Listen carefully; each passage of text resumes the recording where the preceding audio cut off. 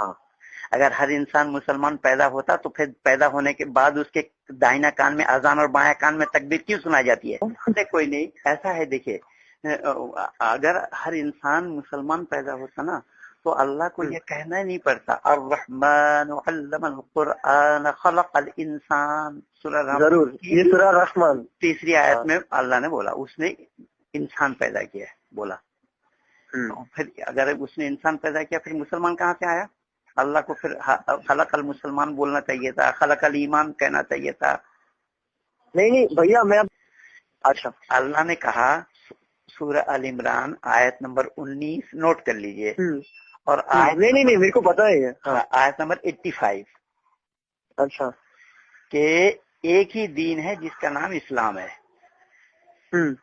تو ایک ہی دین ہے جس کا نام اسلام اگر ہے, دین دوسرا نہیں ہے, تو پھر اللہ نے سورہ کافرون میں وہ کیسا کہہ دیا کہ لکم دینکم ولی دین, تمہارا دین تمہارے پاس ہمارا دین ہمارے پاس, وہ دوسرا دین کہاں سے آ گیا؟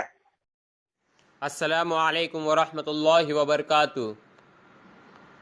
یہ ہمارے مرتد پنڈت مہندر پال آریہ جی کس طریقے سے دھوکہ دے رہے ہیں. پنڈت جی نے کہا ہے کہ اگر ہر انسان مسلمان ہوتا تو اس کے کان میں تکبیر اور اذان کیوں سنائی جاتی ہے.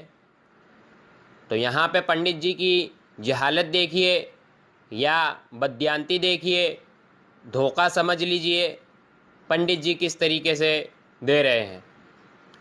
اسلام کی مانیتا یہ ہے ہی نہیں کہ جب تک کسی انسان کے کان میں اذان اور تکبیر نہ سنائی گئی ہو وہ مسلمان نہیں ہوتا. آج بھی جنگلوں میں بچے پیدا ہوتے ہیں, ان کے کان میں اذانیں نہیں دی جاتی, اس کے باوجود ان کو مسلمان مانا جاتا ہے.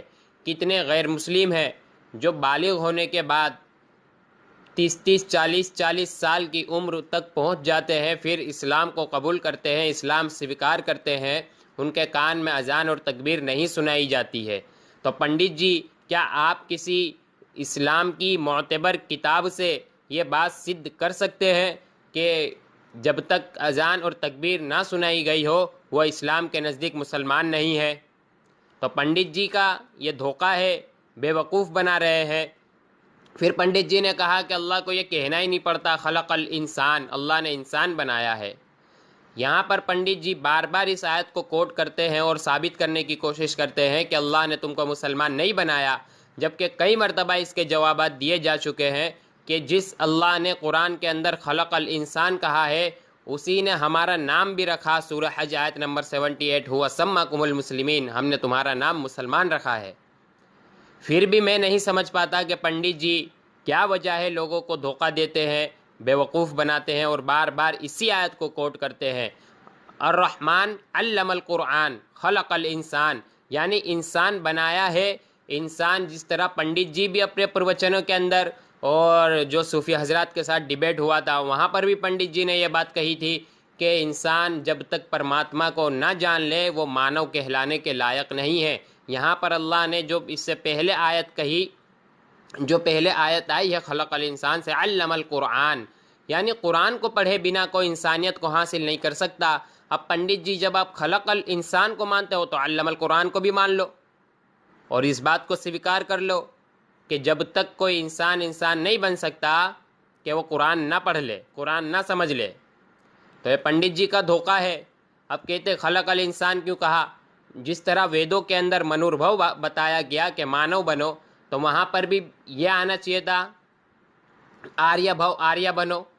وہاں پہ کیوں منوربھو بتایا گیا؟ تو آپ بھی اپنا آپ کو آریہ کہنا چھوڑ دیجئے. ویدوں کے اندر منوربھو آیا ہے, آریہ بھو تھوڑی آیا ہے.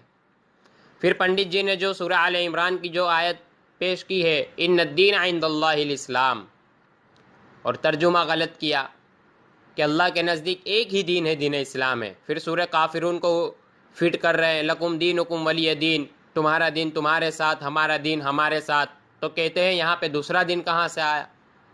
یعنی اللہ نے سورہ آل عمران میں کہا ان الدین عند اللہ الاسلام, تو پنڈت جی نے ترجمہ کیا ایک ہی دین ہے, دین اسلام.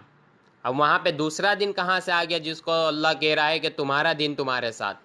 پنڈت جی کا ترجمہ غلط ہے. آپ نے سورہ آل عمران کی آیت کے اندر یہ ایک کہاں سے لے کر آ گئے؟ ایک دن کہاں سے لے کے آ گئے؟